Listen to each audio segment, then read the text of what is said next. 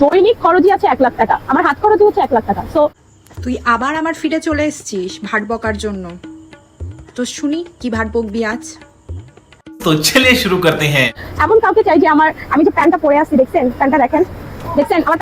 হ্যাঁ প্যান্টটা দেখেছি, মনে হচ্ছে রাস্তায় কোথাও পড়ে গেছিলিস, আস্তে আস্তে ছিঁড়ে গেছে প্যান্টটা। এটা কিন্তু সিঙ্গাপুর থেকে পাঠাইছে আমার এক সুগার এক্স।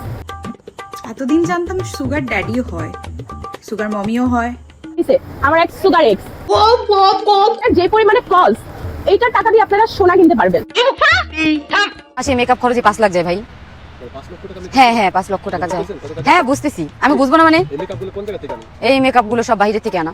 আমার প্রতি মাসে মেকআপ খরচে 5 লাখ যায় ভাই।